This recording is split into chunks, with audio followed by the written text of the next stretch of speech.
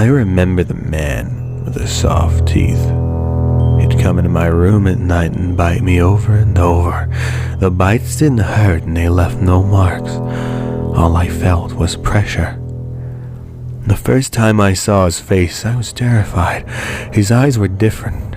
Instead of 2 eye sockets, he had 9. They were clustered in front of his face and up his forehead like a honeycomb. 2 on top, 4 in the middle, and 3 on the bottom.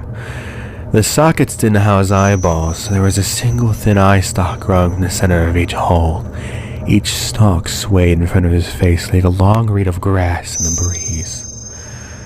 When he'd visit me, I'd lose the ability to move or scream. All I could do was watch. After a few weeks of visits and my parents not believing a word that came out of my mouth, I thought sleeping with the light might keep him away.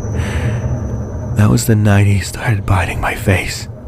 The man would always move slowly and with great care. Every motion seemed calculated and precise. I didn't know what he was doing, but I had no doubt he did. The first time he got close to my head, I saw inside of his mouth. Like his eyes, his teeth were unlike any I'd ever seen. There were 3 rows of bulbous growths, pushing from an array of holes in his gum line. They looked as soft as they felt. Each one was covered in fine, downy hairs.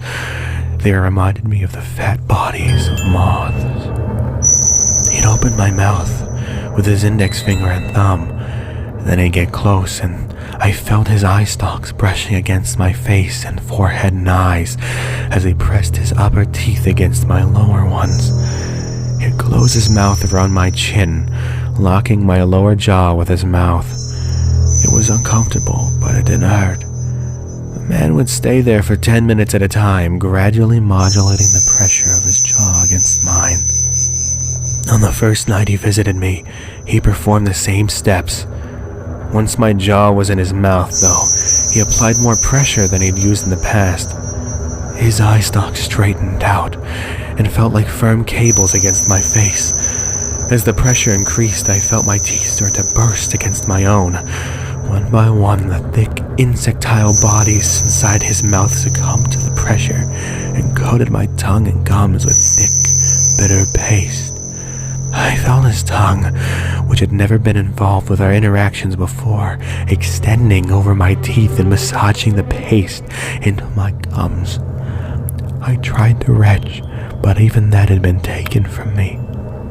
The man did the same thing with my upper teeth and palate. When he left and I could finally move again, I rushed to the bathroom and threw up. I brushed my teeth more times than I could count, but I never saw the man again. It's been 25 years. I've been plagued by dental issues my entire adult life.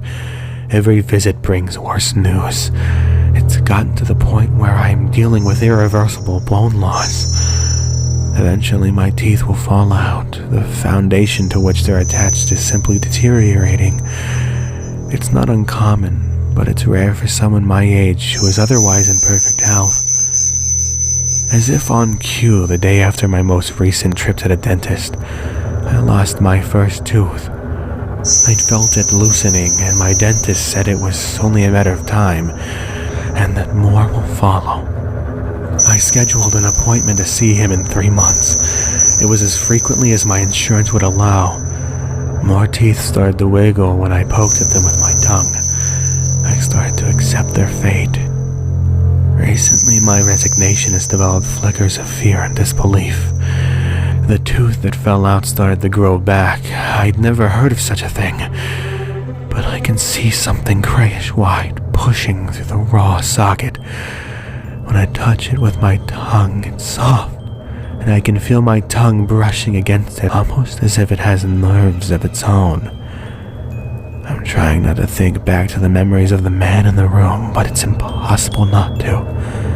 Not when more of my teeth grow looser by the day, and especially not when I have 7 painful spots near my eyes and forehead that feel softer than they should.